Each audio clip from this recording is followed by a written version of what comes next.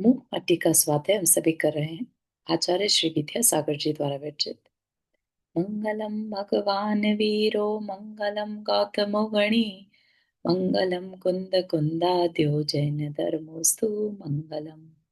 नमो अरिहंताणम नमो सेताणम नमो आयर्याणम नमो उवच्छायाणम नमो लोये सवसाहुणम। पंच परमेष्टि भगवान की जय। अगले 45 मिनट के लिए सभी प्रकार के पापों का त्याग करके सभी 9 बार नमो का मंत्र पढ़ लें।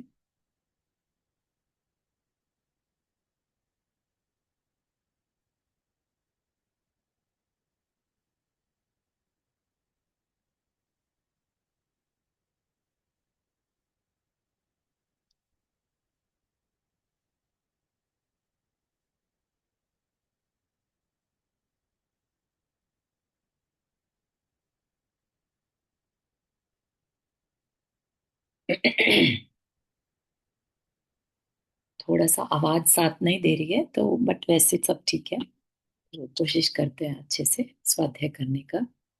तो यहाँ पर हमारा जो विषय चल रहा था वो हमने देखा था कि किस तरह से जब कुंभकार शहर के बाहर जाता है ना, नगर के बाहर जाता है, तो सागर अपना बदला लेना चाहता है धरती से। तो वो उस कुंभ को, जो कि अभी पूरी तरह से पका नहीं है, और क्योंकि वो पका नहीं है तो वो वापस से मिट्टी बन सकता है ना।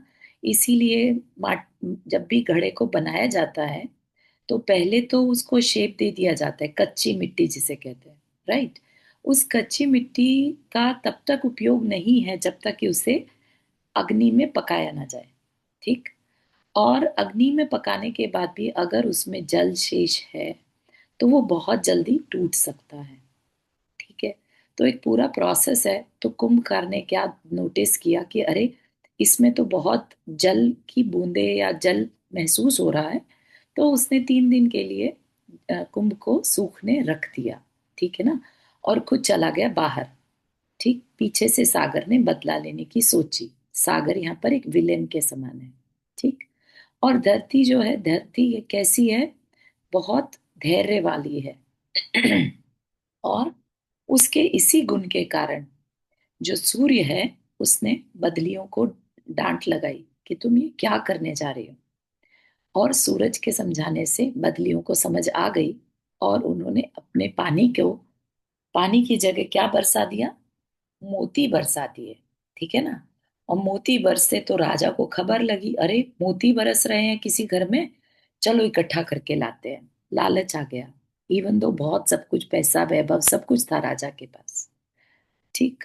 तो वहां पर जब वो पहुंचे, मंत्रिमंडल उसका सब कुछ, तो जैसे ही वो भरने लगे बोरी में, राइट, इमीडिएटली उनको ऐसा लगा जैसे बिच्छू काट रहे हैं, और वो बेहोश हो गए। पूरी मंडली राजा की बेहोश हो गई। और वह राजा खुद भी कैसा हो गया, कीलित जैसा। कीलित क्या होता है, एक जगह पर फिक्स हो जाना, स्टेच्यू जैसे, ठीक। जब कुंभकार वापिस आया, उसको लगा कि अरे ये इतनी भीड़ क्यों लगी है मेरे घर के बाहर, है ना। अंदर जाके सारा मामला देखा तो कुंभकार तो ऐसा था, कोमल हृदय वाला, सरलता के साथ जीने वाला। तो उसने देखा कि अरे, मेरी वजह से राजा को इतनी तकलीफ, है ना, उसकी मंडली की ये हालत मेरी वजह से। तो वो एकदम से अपना कहता है राजा को कि ये सब कुछ आप ही का है, मुझे कुछ नहीं चाहिए, मुझे तो एनीवे सब कुछ छोड़कर ही जाना है ना। किसको साथ लेके जाना है, किसी को नहीं। उसने सब कुछ राजा को भर के दे दिया, और उसने भगवान से, ईश्वर से उनके लिए प्रार्थना की कि इनको ठीक कर दिया जाए, ठीक है ना। तो ईश्वर ने प्रार्थना सुन ली। ऐसा कहा जाता है कि ईश्वर नाम का कोई व्यक्ति नहीं है, लेकिन ईश्वर क्या है, एक यूनिवर्सल फोर्स है, ठीक है ना। तो राजा और उसकी जो मंडली थी वो ठीक हो गए, और मोती लेकर चले गए, ठीक। अब यहाँ पर क्या हुआ, जो सागर है, राइट, बदलियां वापस चली गई। सागर ने देखा बदलियां वापस आ गई, तो उसको बहुत गुस्सा आया। ये किस तरह की स्त्रियां हैं, है ना। कि इसीलिए तुम लोगों के इसी स्वभाव के कारण कहा जाता है कि तुम स्त्रियां किसी भी पक्ष की नहीं हो, ठीक है ना। जिस माता पिता के घर तुम जन्मी, तुम वहीं को उसी को छोड़ देती हो, ठीक है ना। वो भी बिना संकलेश, बिना किसी आयास, मतलब किसी एक्स्ट्रा एफर्ट्स के, ठीक है ना। पुरुष ऐसा नहीं करते, उन्होंने जहां जन्म लिया वो वहीं रहते हैं, ठीक है। ये काम छोड़ने का काम वो त्रिकाल असंभव है, वो अलग बात है। आज के समय में तो पुरुष भी, जो बॉयज कह लीजिए, वो भी अलग रहने लगे, है ना। तो ये आज का समय बहुत ही ज्यादा निकृष्ट काल है, बेसिकली ये कहना चाह रहे हैं, ठीक। लेकिन यहाँ पर स्त्रियों के लिए थोड़ा सा और, जो सागर है उसको बहुत ही गुस्सा आ रहा है स्त्रियों के ऊपर, ठीक है। तो वो यहाँ पर स्त्रियों की कमियां निकाल रहा है, ठीक है। तो क्या कहता है वो, ये हमने लास्ट टाइम नहीं किया था तो उसको करते हैं।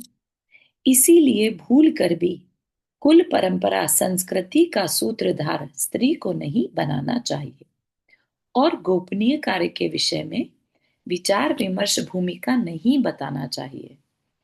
ध- धरती के प्रति वैर वैमनस्य भाव, गुरुओं के प्रति भी गर्वीली दृष्टि, सबको अधीन रखने की अदम्य आकांक्षा, सर्वभक्षिणी वृत्ति, सागर की स्थिति को देखकर तेज प्रहार प्रभाकर को सहा नहीं गया यह सब। अतः रवि ने सागर तल के रहवासी तेज तत्व को सूचित किया, गूढ़ संकेतों से सचेत किया, जो प्रभाकर से ही शासित था। जातीयता का साम्य भी था जिसमें, परिणाम स्वरूप तुरंत बड़वानल भयंकर रूप से खौल उठा, और हे छार के पारावार सागर, तुझे पी डालने में एक पल भी पर्याप्त है मुझे, यूं बोल उठा, ठीक है। तो क्या कह रहे हैं, सागर को गुस्सा आ रहा था बदलियों के ऊपर, ठीक। वो उनको कुछ कुछ कहने लगा कि तुम तो कहीं की नहीं हो, और जिसने तुम्हें जन्म दिया तुम उसी को छोड़कर चली जाती हो, ठीक है ना। तो कुल परंपरा कह रहे हैं कि इसी वजह से तुम क्योंकि छोड़कर जाती हो, इसी वजह से कुल परंपरा और संस्कृति का सूत्रधार स्त्री को नहीं बनाना चाहिए, या नहीं बनाया जाता, है ना। कुल परंपरा किससे चलती है, सभी को मालूम बेटे का नाम ही आगे चलता है, उसी से वंश की पहचान करी जाती है ना। आज तक कहीं पर भी आप देखिए संस्कृति की पहचान होती है तो किसी राजा या तीर्थंकर भी हैं तो वह भी पुरुष में ही आते हैं, राइट। तो सूत्रधार कौन हुए, पुरुष ही हैं। अब वो अलग बात है, आज का फेमिनिस्ट समाज ये कहेगा कि ये तो सब पुरुषों ने लिखा है इसलिए वो ऐसा लिख रहे हैं, ठीक है। लेकिन यहाँ पर जो सागर है उसकी सोच अच्छी नहीं दिखाई दी है, राइट। इसलिए वो सब नेगेटिव कह रहा है। और क्या है, स्त्रियों के बारे में क्या कह रहा है वो, कि स्त्रियों से विचार विमर्श आदि भी नहीं करना चाहिए। क्यों? क्योंकि वो गोपनीय कार्य में वो बहुत ज्यादा अपने को संभाल नहीं पाती, कुछ पेट में उनके रहता नहीं है, ठीक है। ऐसा वो कह रहा है, ठीक है। उसका ऐसा कहने के पीछे एक तो बदलियों पर गुस्सा है, और दूसरा धरती जो है, धरती भी स्त्री में आती है, राइट। तो एक तरह से वो स्त्रियों को पसंद नहीं कर रहा है, ठीक। तो उसके अंदर कैसी दृष्टि है धरती के प्रति, स्पेशली धरती के साथ उसका वैर वैमनस्य, अंदर में कड़वाहट है, ठीक है ना। वैर वैमनस्य भाव, और चारू, ये कौन सोच रहा है? सागर, अच्छा, ठीक है, थैंक यू। सागर को गुस्सा आ रहा है ना बदलियों के ऊपर। और साथ ही साथ कैसा है उसके अंदर, धरती के प्रति जो वैर था उसका, और अपने से बड़ों के लिए भी उसके अंदर क्या था, गर्वीली दृष्टि, अहंकार, सबको अधीन रखने की अदम्य आकांक्षा, सब मेरे हिसाब से चले। बदलियां उसके हिसाब से नहीं चली तो उसको अच्छा नहीं लग रहा है, ठीक है ना। सर्वभक्षिणी वृत्ति, सब कुछ नष्ट कर देने की वृत्ति है सागर की। सागर सब कुछ अपने अंदर समेट कर छुपा लेता है, ठीक है। उस अपेक्षा से कहा सर्वभक्षिणी वृत्ति, कुछ भी होगा सब सागर में समा सकता है। अनंत काल से सागर में नदियां बह रही हैं, राइट, बहकर मिलती जा रही हैं, खत्म हुआ जा रहा है सब कुछ, करेक्ट। तो सागर की स्थिति को देखकर तेज प्रभाकर को सहा नहीं गया यह सब। क्या गलत कर रहा था Sagar? Sorry about my voice. Sagar क्या कर रहा था? सागर स्त्री जाति के लिए कुछ नेगेटिव कह रहा था, राइट। तो अगेन सूरज से फिर यह अन्याय सहन नहीं हुआ और उसने कहा, क्या कहा? संकेत किया किसको? सागर के तल में रहने वाले तेज तत्व को, यानी अग्नि को। ठीक है। सागर के तल में अग्नि होती है। कभी बड़वानल का नाम सुना है? बड़वानल क्या होती है? समुद्र में आग का लग जाना। ठीक है ना। सुनने में बड़ा अजीब लगता होगा, लेकिन सागर के तल में जाकर जो ये मछलियां, बड़ी बड़ी वेल वगैरह होती हैं, वो सब में तेल होता है, राइट। तो उनके शरीर का तेल कह लीजिए, और पत्थरों की रगड़ाहट आदि से भी वो एक तरह का फ्यूल बन जाता है वहां पर। ठीक है। तो उनमें आग लग सकती है। ठीक है। तो उसकी आग बहुत तेज होती है, बड़वानल कहते हैं। ठीक है। दावानल होती है एक, जो जंगल की आग है। बड़वानल जो समुद्र में लगने वाली आग है। ठीक। तो प्रभाकर ने, सूर्य ने क्या किया? सूर्य ने गूढ़ संकेतों से अग्नि तत्व को सचेत किया। ठीक है। उसको आ, थोड़ा सा इशारा किया, क्योंकि वो प्रभाकर से शासित था। ठीक है। जैसे प्रभाकर में अग्नि है, तेज है, क्योंकि जातीयता का साम्य भी था जिसमें समान जाति के थे, तो वो सूरज की बात को सुनने के लिए रेडी हो गया। परिणाम स्वरूप तुरंत बड़वानल भयंकर रूप से खौल उठा। ठीक। तो अम, जो अग्नि थी वो एकदम से खौल पड़ी और डराने लगी सागर को कि हे क्षार के पारावार सागर, हे क्षार से भरे हुए सागर, तुझे पी डालने में एक पल भी पर्याप्त है मुझे। तुझे मैं तुझे खत्म कर सकता हूं, ऐसा डराने लगा, राइट। तो यहाँ पर कवि कहते हैं, आवश्यक अवसर पर सज्जन साधु पुरुषों को भी आवेश आवेगों का आश्रय लेकर ही कार्य करना पड़ता है, अन्यथा सज्जनता दूषित होती है, दुर्जनता पूजित होती है। जो शिष्टों की दृष्टि में इष्ट कब रही।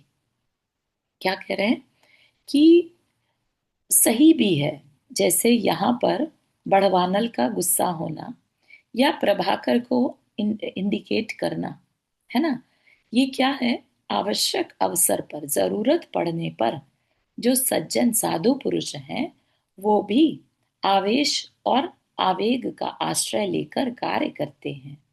यानी कोई गलती कर रहा है तो उस पर गुस्सा करते हैं, ऐसा साधु जन भी करते हैं। ये मत समझिए कि साधु कभी क्रोध नहीं कर सकता। दूसरे को समझाने के लिए या दुर्जन के प्रति क्रोध करना अलग बात है, उसके हित के लिए। ठीक है। अपनी अपने अहंकार की पुष्टि के लिए नहीं, उसके हित के लिए या समाज के हित के लिए। ठीक है। तो कह रहे हैं कि अगर उन्होंने ऐसा नहीं किया तो सज्जनता दूषित होती है, कि सामने वाला दुर्जन कुछ भी कहता रहे और जो साधु है वो कुछ भी गाइड ना करे। ठीक है ना। एटलीस्ट ये बताना तो पड़ेगा कि सज्जनता क्या करती है ऐसे में और दुर्जनता क्या करती है। फिर कम्युनिटी डिसाइड कर सकती है कि कौन दुर्जन और कौन सज्जन। ठीक है ना। तो कह रहे हैं कि जो शिष्टों की दृष्टि में इष्ट कब रही, शिष्टों की दृष्टि में इष्ट कब रही मतलब दुर्जनता कभी पूजित नहीं होनी चाहिए। ठीक है ना। जो शिष्ट लोग हैं वो कभी दुर्जनता की पूजा नहीं करेंगे, राइट। और अगर उन्हें डांटा नहीं जाए, उन्हें आवेश ना दिखाया जाए दुर्जन लोगों को, तो फिर सज्जनता में दोष लगता है। ये पता ही नहीं चलेगा कि कौन सज्जन है और कौन दुर्जन है ना। इसके लिए अगर याद हो तो विष्णु कुमार मुनिराज की कथा आती है, राइट, जिन्होंने 700 मुनिराज पर अम, उपसर्ग दूर करने के लिए वामन वेश धरा था, राइट। तो वो क्या था, एक तरह का आवेश ही था, राइट। वो उस साधु के अ, से अपेक्षित व्यवहार नहीं था, राइट। लेकिन फिर भी उन्होंने उस राजा बलि को सबक सिखाने के लिए ऐसा किया, ठीक है ना। ऐसे ही जब हम पद्म पुराण जी पढ़ते हैं तो राजा बाली, ठीक है, उन्होंने मुनि अवस्था में रावण ने उनके जब वो तपस्या कर रहे थे तो उस पूरी जो पर्वत था उसके नीचे जाकर उस पर्वत को ऊपर उठा दिया, ठीक है। और बाली को धमकी देने लगे एज अ मुनि होने के बावजूद, ठीक है। तो बाली मुनिराज ने कुछ नहीं किया, लेकिन उन्होंने सिर्फ अपना अंगूठा, पैर का अंगूठा हल्का सा दबाया नीचे धरती में, और उससे पूरा का पूरा पर्वत जो है नीचे की ओर धंसने लगा, ठीक है ना, जिसको कि रावण ने उठा दिया था, ठीक है। तो जब वो उठा दिया, धंसने लगा, तो उसके नीचे रावण भी दबने लगा, राइट। तो मंदोदरी जो कि विमान में बैठी थी, क्योंकि रावण विद्याधर था, मंदोदरी के साथ था, तो मंदोदरी ने अपने पति की जान की भीख मांगी। तब जाकर बाली मुनि ने रावण को छोड़ दिया, ठीक है ना। तो ये कथा भी हमें आती है, ठीक। इसी तरह से समंतभद्र स्वामी ने जब, है ना, 24 तीर्थंकर की स्तुति करी, राइट, वो भी आवेश में आकर ही की थी कि मैं तुम्हारे राजा के आगे नहीं झुकूंगा, है ना, मैं तो सिर्फ अपने तीर्थंकर प्रभु के आगे झुक सकता हूँ, ठीक है। और ऐसा करके उन्होंने राजा को आ, चमत्कार दिखाने के लिए, है ना, कि जैन धर्म में कितना चमत्कार है, और 24 तीर्थंकरों की स्तुति रच दी, ठीक है ना। तो इस तरह की घटनाएं हमें ये प्रेरित करती हैं कि दुर्जनता की पूजा नहीं करनी चाहिए। उसके लिए अगर आवेश में भरकर कोई स्टेप लेना पड़े तो ले सकते हैं, एज लॉन्ग एज कहीं अहंकार ना हो। जो भी कार्य किया जाए वो जिन शासन की प्रभावना के लिए हो, दुष्प्रभावना ना हो, ठीक है। इस इन इन जो एग्जाम्पल्स दिए हैं उसमें कहीं पर भी कोई और मकसद नहीं था सिवाय इसके कि जिन धर्म की प्रभावना हो, ठीक है। उसके लिए आवेश अगर आता है तो कोई बुराई नहीं है, ठीक। तो क्या हुआ कि जो बड़वानल है, ठीक है, उसको एक कैरेक्टर बना के प्रेजेंट किया। अब बड़वानल ने तो धमकी दी कि हे सागर, संभल जा, नहीं तो तेरा मैं काम तमाम कर दूंगा, ठीक है।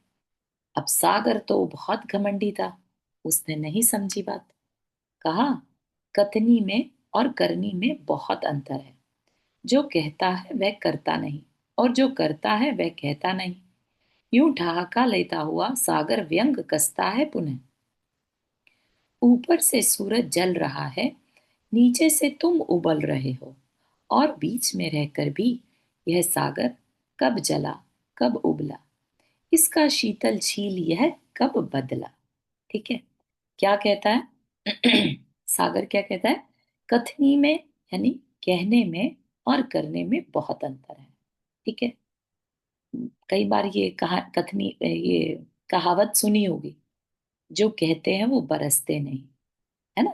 कई बादल ऐसे हैं जो गरजते हैं, वो बरसते नहीं। तो उसी से ये बात चल पड़ी कि बहुत ज्यादा घमंडी या धमकी देने वाले जरूरी नहीं है कि वो वैसा कुछ कर भी दे, ठीक है ना। और जो कर जाते हैं फिर वो बोलते नहीं, ठीक है ना। उस अपेक्षा से भी यहाँ पर ये बात सिद्ध होती है कि जो करता है वो कहता नहीं। चारू जी। जी। और बड़वानल को हम वोल्केनो बोल सकते हैं कि समुद्र के अंदर का बोल क्या है? अग्नि। अग्नि, हाँ। एक्चुअली नहीं, बड़वानल अग्नि ही होती है, लेकिन वो जैसे। समुद्र के अंदर से होता है हाँ, ना, जब फटता है ना वोल्केनो, हाँ, वही। वो एक अलग चीज होगी, एक अलग व्यवस्था होगी जहां तक मेरी जानकारी है। हम्म। बड़वानल इज लाइक का जंगल होता है समुद्र के अंदर भी, ठीक है, ओके। पूरा जंगल होता है। और हम्म। वहां पर इन मछलियों का फॉसिल से फ्यूल बन जाता है, ठीक है, उस तरह की गैसेस वगैरह। तो वो कैल्प बोलते हैं ना जिनको, है ना, तो वो हम्म। पूरा का पूरा अग्निमय हो जाता है, भयंकर अग्नि लग जाती है। वोल्केनो जो है पहाड़ होते हैं उसके हम्म। अंदर, लेकिन अगर वो कभी फटेंगे तो उनको वोल्केनो ही कहा जाएगा, हाँ ज्वाला। हाँ हाँ, ठीक है। उसको ज्वालामुखी कहते हैं ना। हाँ, वही, ठीक है। ठीक है, तो यहाँ पर क्या बात कह रहे हैं कि सागर ना हंसने लगता है, कहता है कि जो कहते हैं वो करते नहीं, और जो करते हैं वो कहते नहीं, कर देते हैं बस। ठीक है, तो व्यंग करता है। और क्या कहता है कि देखो, ऊपर से तो सूरज उबल जल रहा है और नीचे से तुम उबल रहे हो, ठीक है। इतना होने के बाद भी सागर जो कि बीच में है, ना तो वो कभी जला और ना कभी उबला, है ना। व्यंग क्या होता है? व्यंग भी तो कई बार सही बात को कहना, लेकिन गलत तरीके से कहना, गलत जगह पर कहना, के व्यंग कहलाता है, ठीक है। तो वो अपनी एक तरह से तारीफ कर रहा है कि मेरा स्वभाव जो है शीतलशील स्वभाव, वो कभी नहीं बदलता, ठीक है ना। तो तुम कितनी भी कोशिश कर लो, आज तक मेरा अस्तित्व तो खत्म नहीं हुआ, ठीक। हाय रे, शीतल योग पाकर भी शीतल कहाँ बने तुमने उष्णत्व को कब उगला। सागर किसको कह रहा है?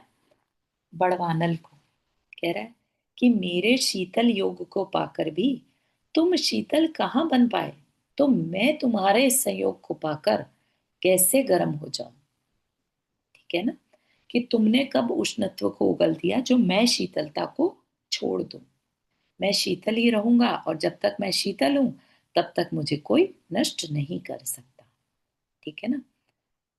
फिर दूसरी बात यह भी है कि तुम्हारी उष्ण प्रकृति होने से सदा पित्त कुपित रहता है तथा चित्त क्षुभित रहता है। सागर किसको कह रहा है? उस बड़वानल को कह रहा है कि तुम्हारी जो प्रकृति है ना, बहुत गर्म है।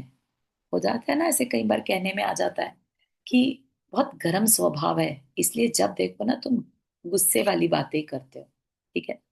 और गर्मी अगर किसी के अंदर हो तो उसका पित्त भी उछलता है, ठीक है। तो सागर है, व्यंग कस रहा है, मौका मिल गया उसे, राइट। तो वो कह रहा है कि तुम्हारी जो गर्म प्रकृति है ना, उससे तुम्हारा पित्त हमेशा उछला रहता है, और तुम्हारा चित्त यानी तुम्हारे मन में हमेशा क्षोभ रहता है, गुस्सा आवेश रहता है। अन्यथा उन्मत्तवत तुम यदवा तदवा बकते क्यों, पित्त प्रशमन हेतु मुझसे याचना कर सुधाकर सम सुधा सेवन किया करो, और प्रभाकर का पक्ष न लिया करो। प्रभाकर मतलब सूर्य, ठीक है। सागर कह रहा है कि तुम मेरा साथ दिया करो बजाय सागर का साथ देने के। मैं तुम्हें शांत कर सकता हूं। क्यों? क्योंकि मेरे पास क्या है? सुधाकर है, अमृत है ना। अमृत मंथन भी कहाँ से हुआ था? सागर से ही हुआ था, है ना। जब हम सुनते हैं तो सागर में अमृत भी होता है, ठीक है ना, जिसकी की चर्चा इस काव्य में पहले कर दी गई है। सागर खारा क्यों है? क्योंकि उसने अपना सारा सुधाकर किसको दे दिया? चंद्रमा को, ठीक है। इसलिए सूर्य के सागर कैसा रह गया? खारा रह गया, ठीक है ना।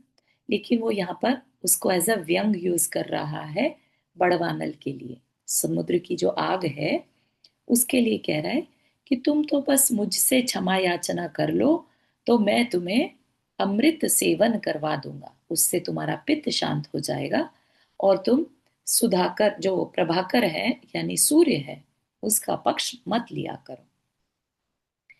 कूट कूट कर सागर में कूटनीति भरी है। राजनीति होती है ना, जैसे राज करने की नीति, ऐसे ही कूटनीति मतलब दूसरे को नीचा दिखाने की नीति। कूट कूट कर सागर में कूटनीति भरी है, पुनः प्रारंभ होता है पुरुषार्थ। पृथ्वी पर प्रलय करना प्रमुख लक्ष्य है ना। क्या?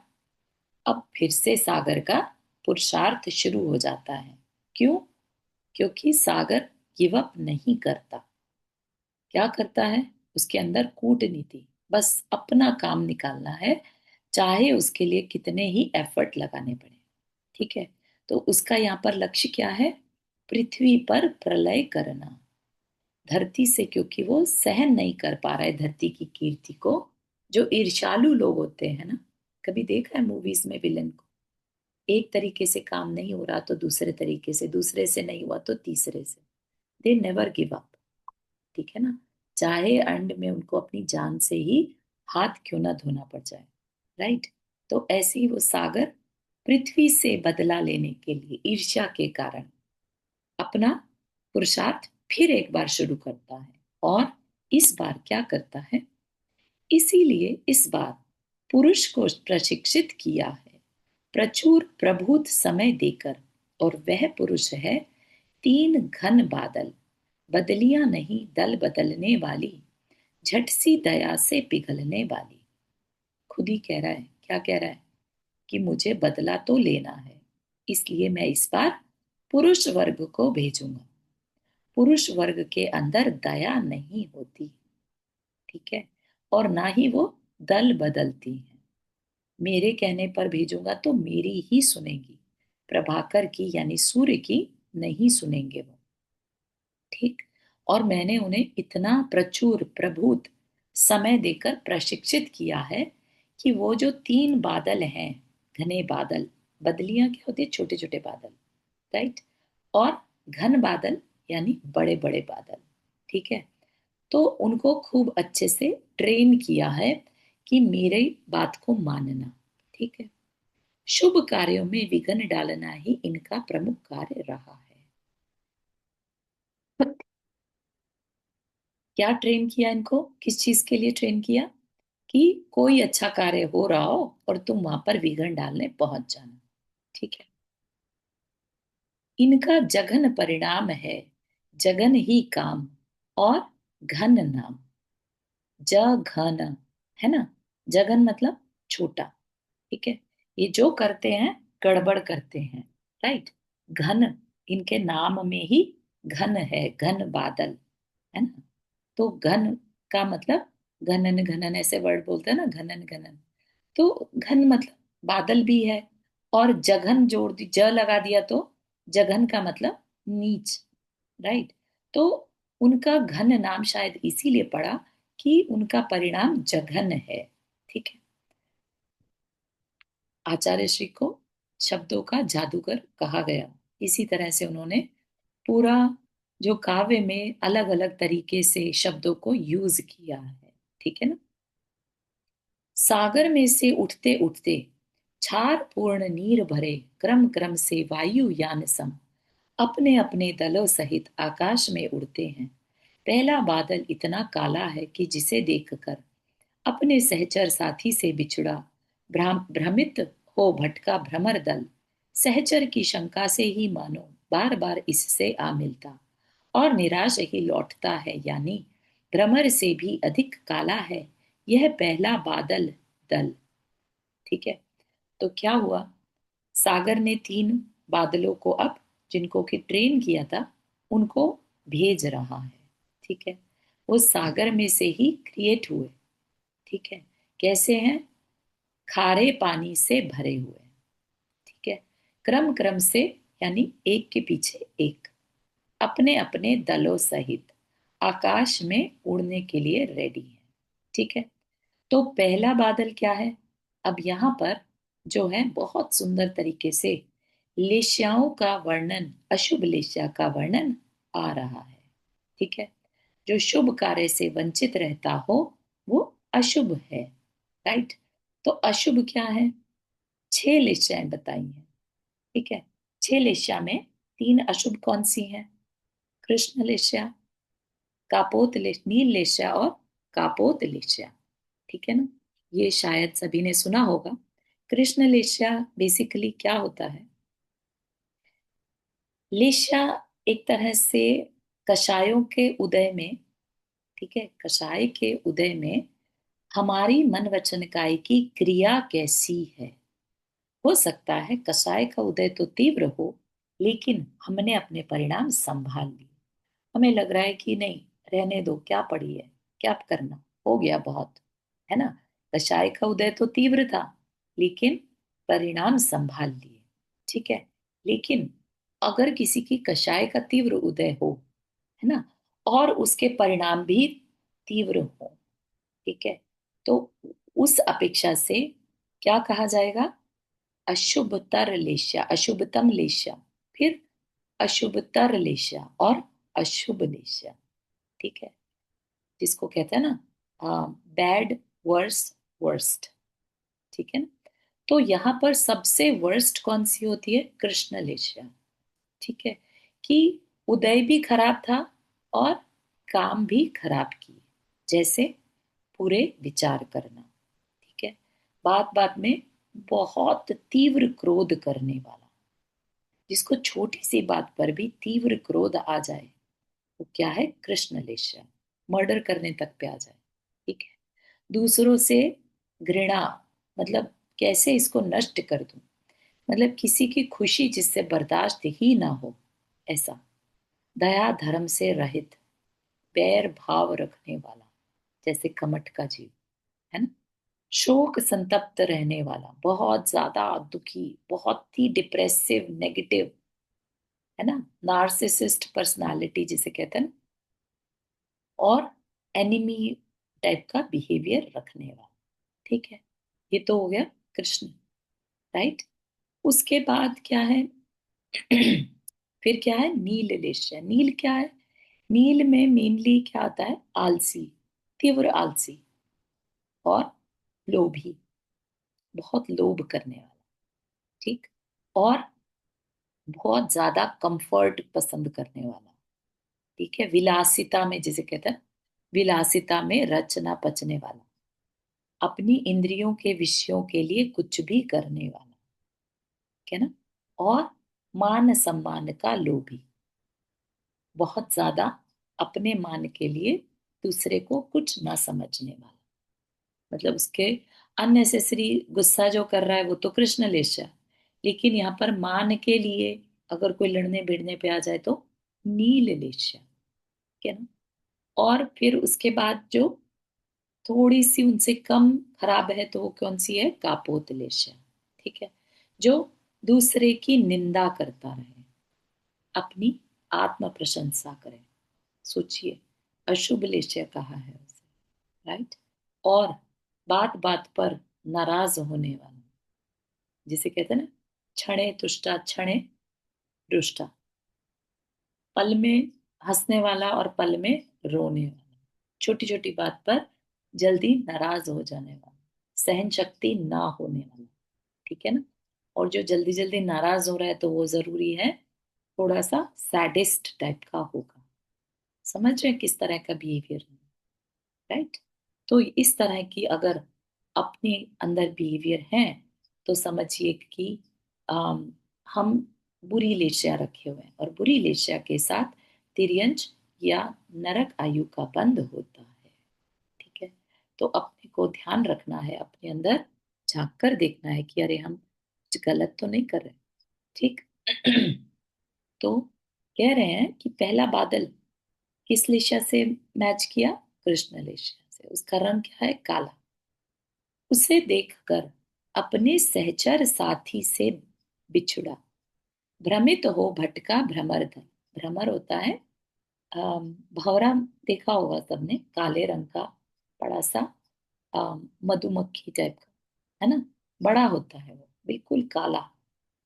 लेकिन वो बादल इतने काले हैं कि जो भ्रमर है, भौरा है, जो कि अपने दल से बिछुड़ गया, ठीक है, वो भी बार बार उस बादलों में जाकर टकराता रहता है उनसे, ये सोचकर कि ये मेरा साथी, मेरा दल जा रहा है, ठीक है। और लेकिन बाद में उसे निराशा हाथ लगती है कि ये तो मुझसे भी काला है। ठीक है। तो लेखक क्या कहना चाह रहे हैं कि जो बादल है वो का कृष्ण लेशिया, बहुत गहरी कृष्ण लेशिया, जिसको कि समझाया भी जाए कि तुम गलत कर रहे हो तो भी वो समझने वाला नहीं है। सागर ने पहले तो बदलियां भेजी, जिनको कि समझाया तो समझ गई वो, है ना। उनकी जो लेशिया थी वो इतनी खराब नहीं थी। ठीक है ना। ऐसा बोलते भी है ना कि पुरुष जो है सातवें नरक तक जा सकता है और स्त्री जो है छठे नरक तक, क्योंकि स्त्री के भाव उतने काले नहीं हो सकते जितना पुरुष के हो जाते हैं। ठीक है ना। तो चारू जी, स्त्री तीसरे नरक तक? नहीं नहीं नहीं, छठे नरक तक, छठे नरक तक जा सकती है। आप देखिएगा एक बार। ओके। ठीक है। तो हम, हाँ, तो बदलियों को जो था वो तो अपना इतनी दया वाली थी, राइट। जो दया से भरा है वो शुभ लेस्या है। ठीक है। उसको बदला जा सकता है, उसको बात बताने से कि अरे तुम्हारी वजह से किसी दूसरे को दुख पहुंच रहा है, क्या कार्य कर रहे हो, तो उसे इमीडिएटली रियलाइज हो जाएगा, राइट। लेकिन जिसकी कृष्ण लेस्या हो वो नहीं समझ सकता। ठीक है ना। उसको कितना भी प्रवचन दिया जाए नहीं समझेगा। ठीक। तो दूसरा कैसा है, दूसरा बादल, दूसरा, दूर से ही विष उगलता विषधर सम नीला, नीलकंठ लीला वाला, जिसकी आभा से पकी पीली धान का खेत भी हरिताभा से भर जाता है। क्या कह रहे हैं, दूर से ही विष उगलता विषधर सम नीला। विषधर मतलब जो सर्प विष को धारण करता है वो नीले रंग का होता है। नीलकंठ कहते हैं शिव जी को। ठीक है। शिव जी के गले में एक सर्प रहता है ना। तो उनको एक तरह से कह रहे हैं कि उस तरह का नीला रंग का सर्प जैसा बादल था वो, जिसकी की चमक से, उसकी नील आभा से जो धान का खेत था, पक्की पीली धान जब पक जाती है तो सुनहरे रंग की हो जाती है। लेकिन उस नीले सर्प के आभा के कारण वह भी उसकी चमक से हरी नजर आ रही थी। नीला और पीला मिलकर हरा रंग क्रिएट होता है। ठीक है ना। तो नीली आभा के कारण जब वो सुनहरे रंग पर पड़ी तो ऐसा लग रहा था हरी फसल खड़ी है। ठीक है। ये लेखक की सोच है। ठीक। तो वो क्या कहना चाह रहे हैं यहाँ पर कि नीला रंग कितना नीला था, विषधर जैसा नीला। ठीक। और अंतिम दल कबूतर रंग वाला, यूं ये तीनों तन के अनुरूप ही मन से कलुषित है। अंतिम दल कैसा था, कापोत, यानी कबूतर के रंग वाला, ग्रेश। ठीक है। और जैसा इनका रंग था वैसा ही इनका मन भी था। ठीक है। तो तीनों को नेगेटिविटी में इतना ट्रेन कर दिया कि कोई इन्हें अच्छी बात बताना भी चाहे तो ये उसके लिए रेडी नहीं होंगे। झगड़े के लिए निकले तो झगड़ा करके ही आएंगे। ठीक है। इन्हें कोई मतलब नहीं है कि सामने वाले का पर्पस, सामने वाला धरती जैसी माँ के समान है तो उसको परेशान न किया जाए। लेकिन नहीं, उनको तो गोल दिया गया, उनको करके आना है, इस तरह का। ठीक है ना। तो ये चीज ऐसा है यहाँ पर। आगे फिर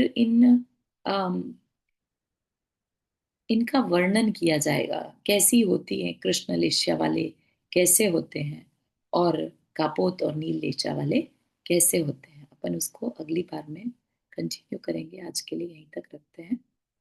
यहाँ तक कि किसी को कुछ पूछना है। Sorry for the voice, I don't know समझ में आ रही थी बात। हाँ, अच्छे से समझ में आ रही थी और हमको लग रहा था कि आपको तकलीफ ना हो रही है। नहीं नहीं, तकलीफ थोड़ा बोलने में हो रहा था लेकिन फिर भी हो गया, इतना ही बहुत है। नहीं, बहुत अच्छे से आपने बोला और it needs really lot of effort कि क्योंकि जब गले में थोड़ी खराश हो तो मन करता है बस चुप बैठे रहो, तो उसमें आपने क्लास ली, सो दैट इज लाइक आपकी बहुत बहुत अनुभव। Thank you, thank you. नहीं, क्लास जब तक ली जा रही है तब तक तो लेंगे अपन, है ना। सब लोग वेट करते हैं तो क्यों नहीं। बिल्कुल ही अपने नहीं होता है तो अलग बात है, जब मजबूरी ऐसी आती है जब नहीं हो पा रहा है।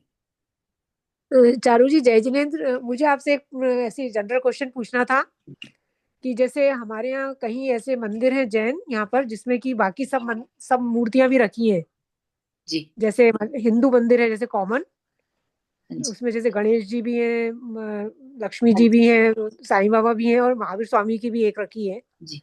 तो ऐसी जगह जाना चाहिए कि नहीं? वो मिथ्यात्व में आएगा क्या? देखिए, पर्पस सॉल्व नहीं होगा वहां पर जाने से, क्योंकि हाँ, भले ही आप सिर्फ अपनी प्रतिमा जी के आगे तक जाएं, लेकिन पहली हाँ। बात तो वो प्रतिष्ठित नहीं होंगी, है ना। पता नहीं, प्रक्षाल तो करते हैं उसका मतलब कभी कभी होता है, ऐसे रेगुलर नहीं होता।